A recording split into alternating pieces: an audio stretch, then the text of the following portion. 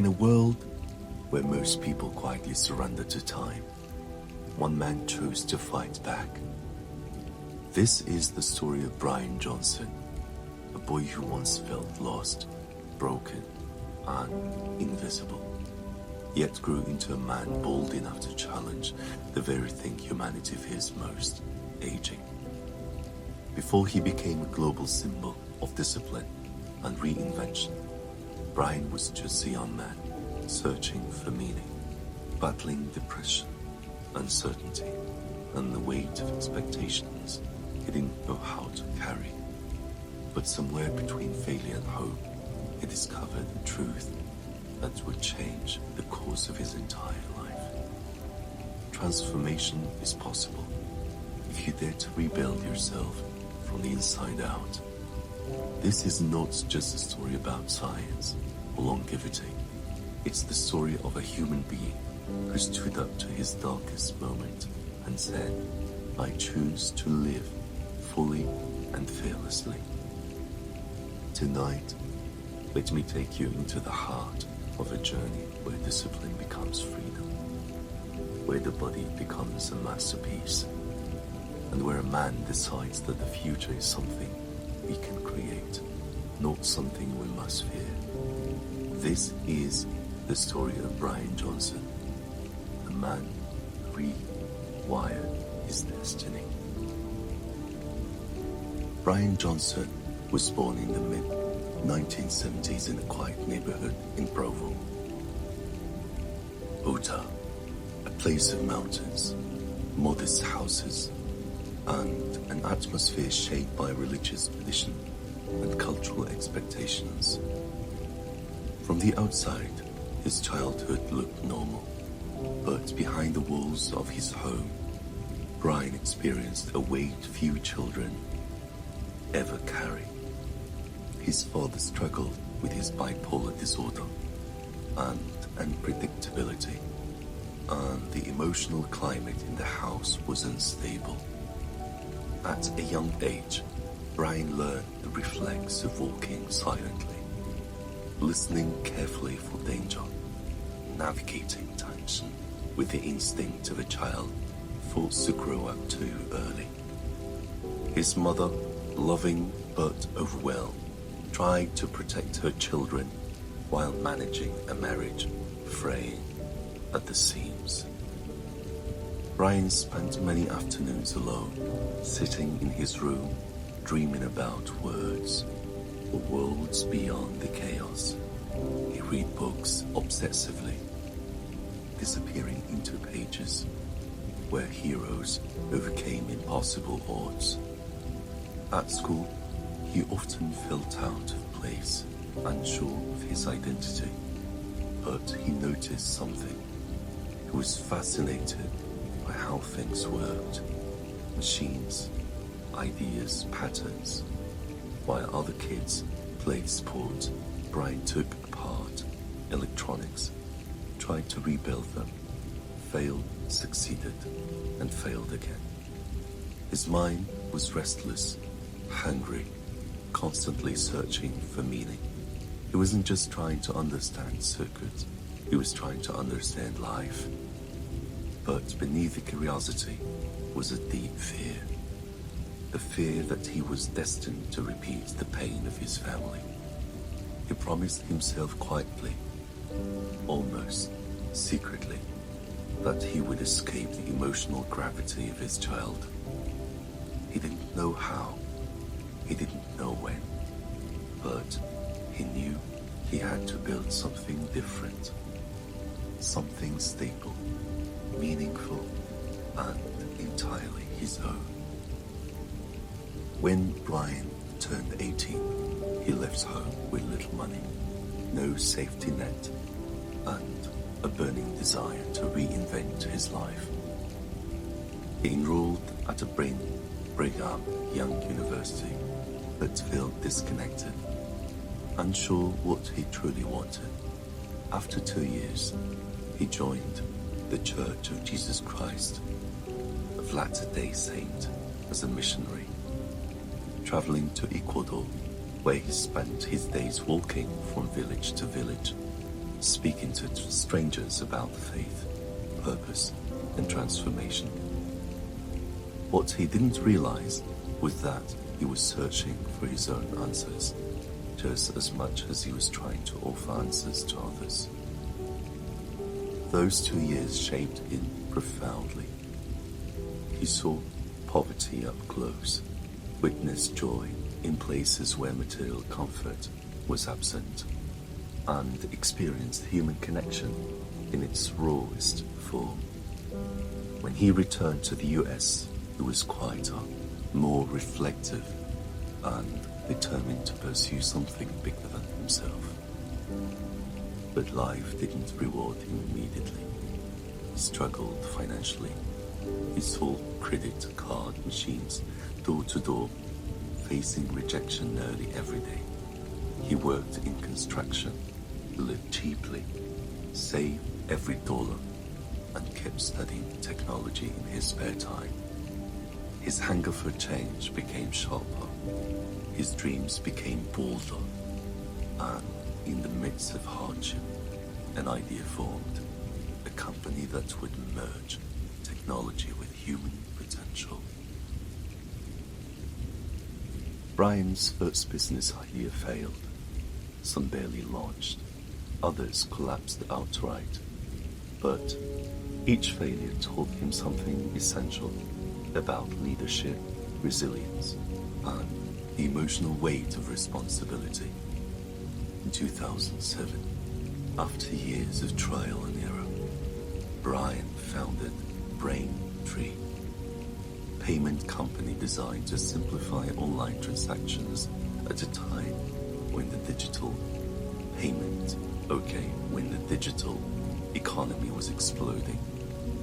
He recruited a small team, worked endless hours, and poured everyone's of energy into building software to smooth and reliable that businesses would trust it with their money. Those early years were brutal. Bryan constantly fought exhaustion, financial pressure, and the fear that he was only one mistake away from losing everything. He negotiated contracts from coffee shops, met clients in cheap offices, and coded late into the night by living on stress and determination. Yet something was different this time. Braintree grew fast. Its reputation spread. Start-ups and major companies alike began to adopt the platform. Bryan led with intensity but also with care, remembering the instability of his childhood and wanting to create a company where people felt safe, inspired, and valued. In 2012, Braintree acquired Venmo, a small company with an innovative peer-to-peer payment system. The acquisition changed everything. Within a year, Braintree was one of the hottest startups in Silicon Valley. Venture capitalists came calling, investors offered millions, and in 2013, PayPal acquired Braintree for $800 million. Bryan's life transformed overnight. The boy who had grown up in fear now stood at the helm of fortune he could scarcely imagine. But with success came an unexpected emptiness, a question he could no longer avoid. What now? Money solved Bryan's financial struggles, but it didn't solve the emotional battles he carried since childhood. For months after the acquisition, he felt weightless, restless, and disoriented. He had everything society told him to chase: wealth, recognition, and success. Yet he felt no peace. He realized that Braintree, as important as it was, wasn't his ultimate mission. He began exploring ideas that could impact humanity on a deeper level. He He read voraciously about the future of civilization, artificial intelligence, longevity, silence or science, neurotechnology, and global risks. He asked questions most people avoided. What does it mean to be human? What is the future of consciousness? How can we solve problems bigger than ourselves? How can we protect humanity from the dangers ahead? In his search for purpose, Bryan founded OS Fund, a venture capital initiative designed to support companies working on fundamental breakthroughs in biology, genomics, and advanced science. He invested in synthetic biology startups, genome editing research, and companies that sought to reinvent how humans sustain life on Earth. But even this wasn't enough. Deep down, Bryan felt a calling towards something more personal, something related to the one thing he could not escape, his own mortality. Success came with intense pressure. Bryan's marriage suffered. He struggled with depression. He battled feelings of inadequacy and the internal wounds he had carried since childhood. At one point, he felt so consumed by darkness that he feared he might not survive it. Fame, money, and intellect could not shield him from the emotional storms that had followed him for decades. It was during this period that Bryan began thinking deeply about aging, about how time shapes the human body, how suffering accumulates with age, and how death feels both inevitable and deeply unfair. He asked himself, if technology can solve the world's biggest problems, why can't it solve aging? Why can't we reverse biological decline the same way we fix machines or optimize software? The question became an obsession. Bryan began tracking every aspect of his health: sleep, diet, biomarkers, blood work, exercise, hormones. He interviewed scientists, longevity experts, and researchers who believed the aging process was not fixed, but programmable. He began creating systems, routines, and protocols to optimize his biological performance. He took hundreds of measurements, designed personalized experiments, and built a team of scientists to help him map his biological decline. Slowly, painfully, he began to rebuild himself, physically, mentally, emotionally. Emerging from depression, he committed himself to a radical new mission: to slow, stop, and even reverse aging. Bryan launched a project that would soon capture global attention: Blueprint.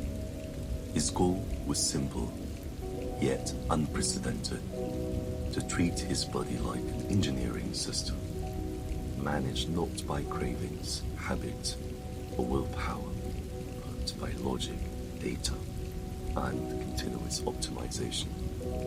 He assembled a medical team who monitored his blood, organs, and cellular function. He adopted a strict diet, precisely measured nutrients. He trained vigorously each day, tracked thousands of biomarkers, took dozens of supplements, and slept with the precision of a controlled experiment. He became the world's most measured person, a living, breathing laboratory. Blueprint wasn't just about aesthetics, it was about reversing biological age. Bryan published data showing that several of his organs, including his skin, heart, and lungs, were functioning like those of a much younger man. Over time, the project grew into a global movement. Some admired him, others mocked him, but Bryan didn't care. He wasn't chasing approval, he was chasing time. In interviews, he spoke with clarity and conviction. I don't want to die because I ran out of imagination. As Blueprint gained momentum, so did controversy. Critics accused Bryan of being obsessive, privileged, or delusional. Some said he was running from mortality instead of accepting the natural course of life. Others argued that his methods were elitist and unrealistic for ordinary people. Media outlets alternated between fascination and ridicule, but Bryan remained unmoved. He reminded people that progress always begins with outliers, individuals who push boundaries others fear to cross. The Wright brothers, Marie Curie, Nikola Tesla. He believed that aging was humanity's greatest unsolved problem, and someone needed to challenge the assumptions surrounding it. Despite criticism, thousands of people began adopting blueprint-inspired practices. A community formed around the idea of taking control of one's biology instead of surrendering to fate. Bryan's work sparked global discussions about longevity, biological engineering, and the ethics of pursuing long life. For Bryan, it wasn't about vanity. It wasn't about perfection. It was about mental peace, the peace he had been missing since childhood. He believed that controlling his biology gave him stability, clarity, and emotional balance. It was not just a scientific journey, it was a psychological one. Today, Bryan Johnson remains one of the most controversial, innovative, and influential figures in the world of longevity and human enhancement. His effort to reverse his biological age have sparked debate across science, ethics, and culture.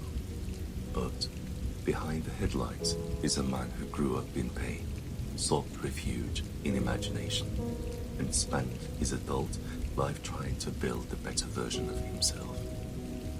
He continues to refine Blueprint, pushing his body to levels of health and performance rarely seen in modern life.